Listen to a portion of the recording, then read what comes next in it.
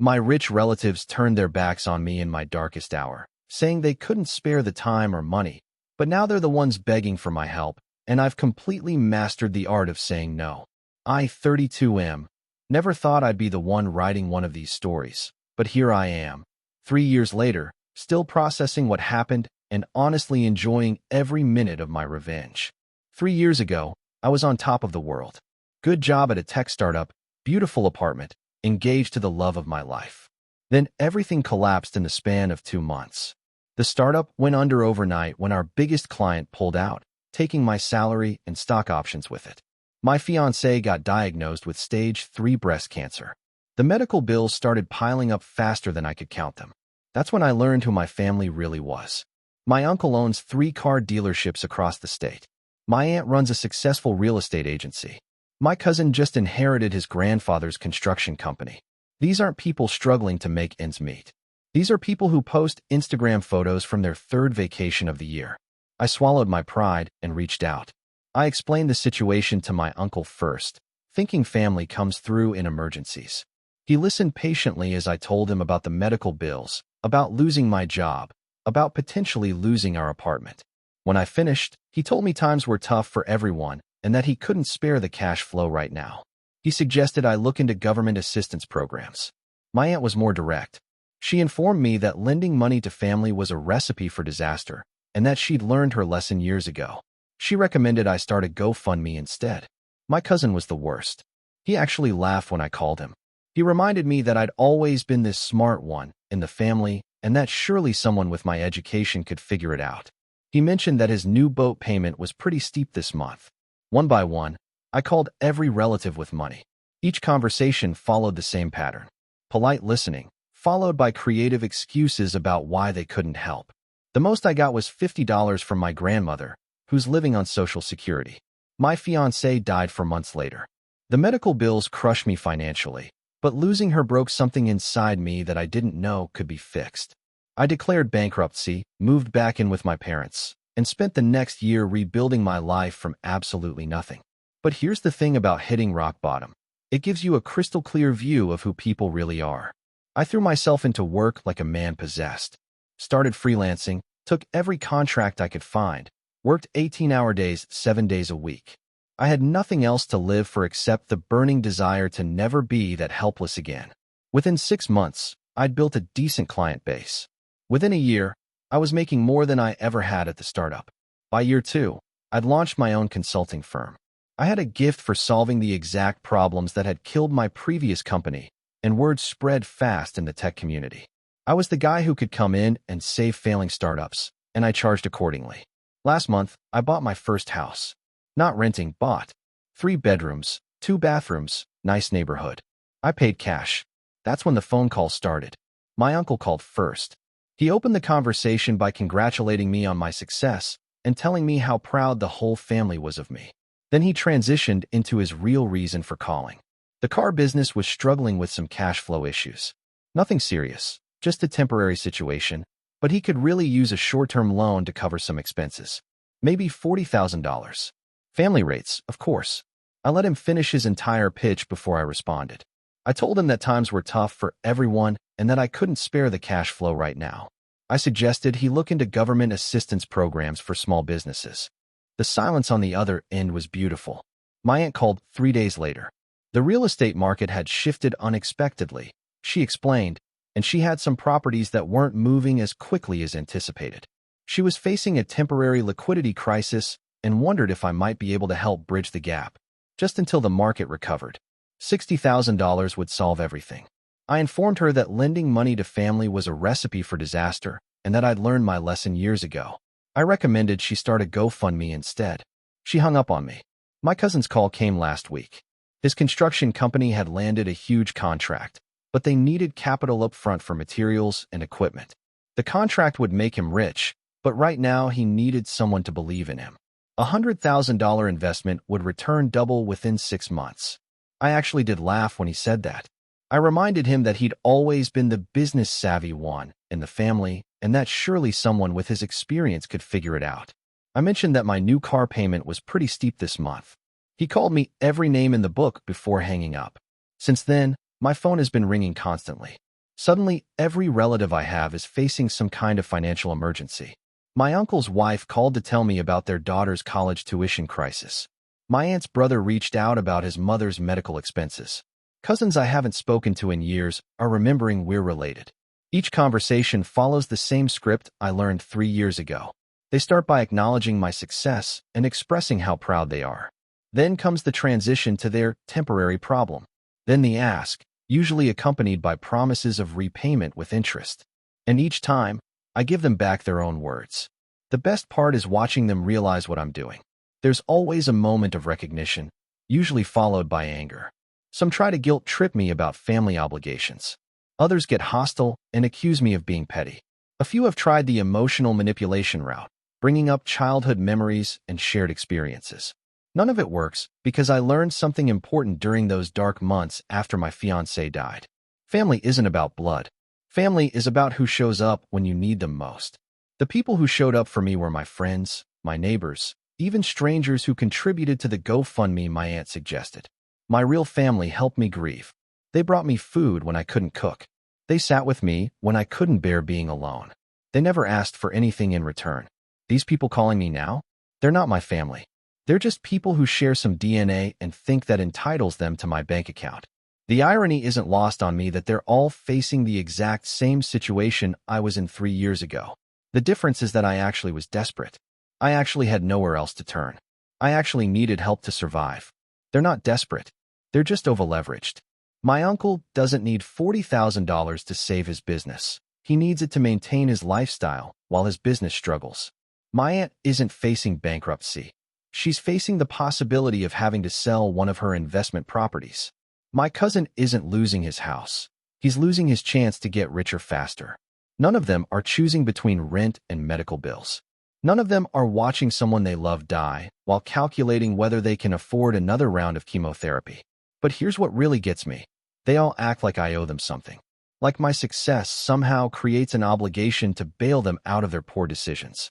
They talk about family loyalty and helping each other out, conveniently forgetting that loyalty is supposed to work both ways. My uncle actually had the nerve to remind me about Christmas dinners at his house when I was a kid, as if hosting family holidays 30 years ago creates some kind of debt that's now come due with interest. I've started saving the voicemails. My favorite is from my cousin's wife, who called to explain that their financial difficulties are really affecting their children. She wanted me to know that my refusal to help was causing real emotional damage to kids who don't understand why their uncle won't help their family. The same uncle who wouldn't help when her husband was making boat jokes about my dying fiancé. But this story gets better because the universe apparently has a sense of humor. Last week, I got a call from a lawyer representing my great-uncle who died recently. Turns out the old man had been quietly watching the family dynamics for years. He left me everything. His house, his investments, his bank accounts, the whole estate worth about $2 million. The will includes a letter he wrote specifically for me. In it, he explained that he'd heard about what happened 3 years ago and how the family had responded. He'd also been watching how I'd rebuilt my life and was impressed by my determination. Most importantly, he'd noticed that I was the only one in the family who'd never asked him for money. He wrote that he was tired of relatives who only called when they needed something and wanted his money to go to someone who'd earned it through character rather than genetics. The family found out about the inheritance yesterday. My phone hasn't stopped ringing since. The same people who couldn't spare $50 for my fiancé's medical bills are now offering to help me invest my inheritance. They've got business opportunities, real estate deals, and investment strategies that are guaranteed to make me even richer. My uncle called to suggest we should discuss family wealth management strategies. My aunt wants to show me some prime commercial properties that would be perfect for my portfolio. My cousin thinks we should go into business together, combining his construction expertise with my capital. They're not even subtle about it anymore. But here's the thing they don't understand. I don't need them. I never did. 3 years ago, I thought I needed their money. But what I actually needed was to learn who I really was without anyone else's help. I needed to learn that I was stronger than I thought. I needed to discover that I could build something from nothing through pure determination and hard work. I needed to find out that my worth as a person had nothing to do with my bank account or their approval. Most importantly, I needed to learn the difference between people who love you and people who love what you can do for them. Update 1. The inheritance situation has gotten completely insane. Word has spread through the entire extended family, and now I'm hearing from relatives I didn't even know existed. My great-uncle's lawyer called me yesterday with an update that made me laugh until I cried. Apparently, several family members have contacted his office demanding to contest the will. They're claiming that I must have manipulated an elderly man into changing his estate plans. The lawyer informed them that the will was written 5 years ago, well before my financial troubles, and that my great-uncle had updated it twice since then, both times adding more assets to my inheritance. He'd been planning this for years. But the best part is what the lawyer told me next. My great-uncle had specifically instructed him to read a second letter aloud to any family member who tried to contest the will. That letter detailed every conversation he'd had with relatives over the years, including their requests for money and their comments about other family members. Apparently, my uncle once told him that I was too proud and would never amount to anything without family help. My aunt complained that I was financially irresponsible for getting engaged when I couldn't afford a big wedding. My cousin suggested that maybe it was a blessing in disguise that my fiancé died, because at least now he won't be stuck with all those medical bills. My great-uncle had been keeping notes. The lawyer said reading that letter to my uncle over the phone was one of the most satisfying moments of his legal career.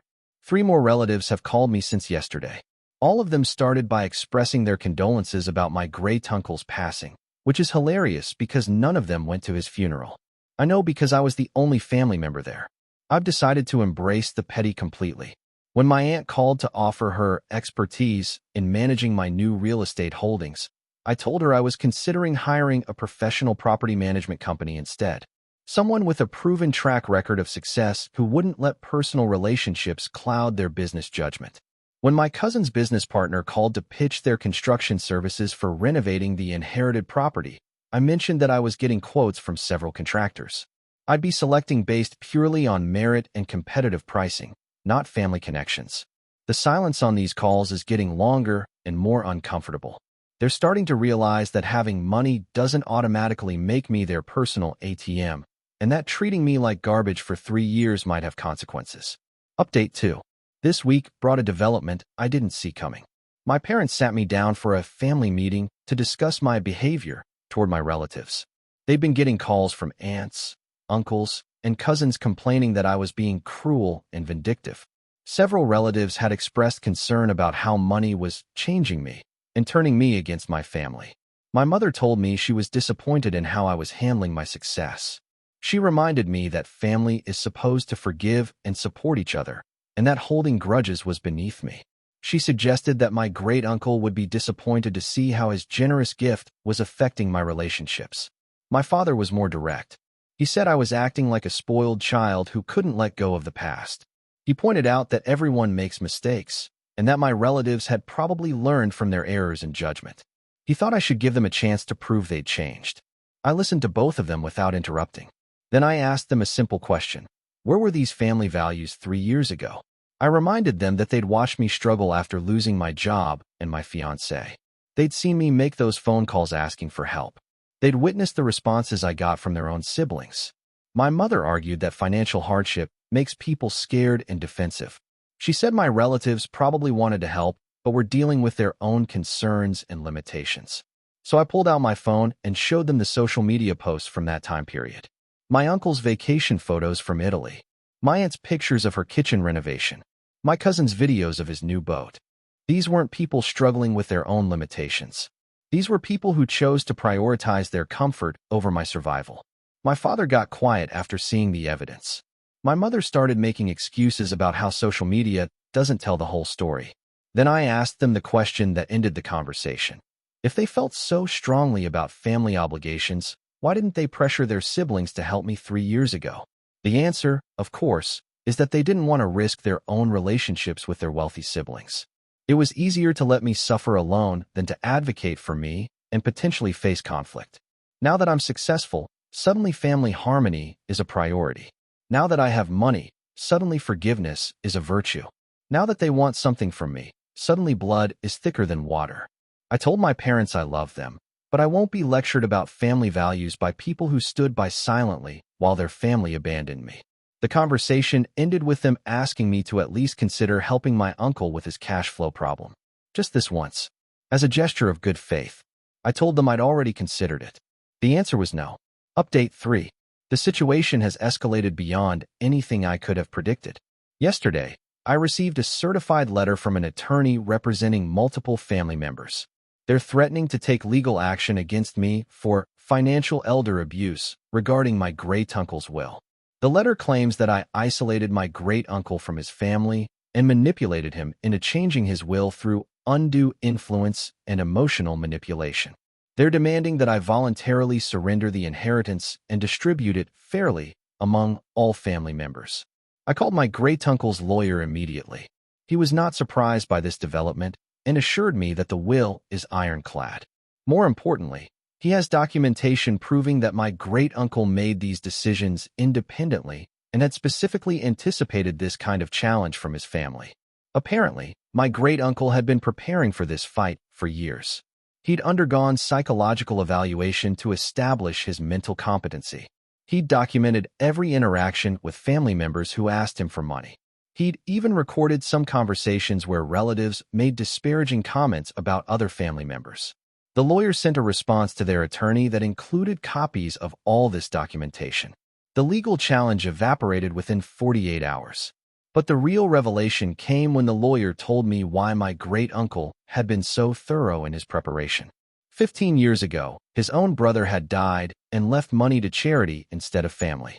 The relatives had fought that will for 3 years, destroying relationships and costing everyone thousands in legal fees. My great-uncle had watched his family tear itself apart over money once before.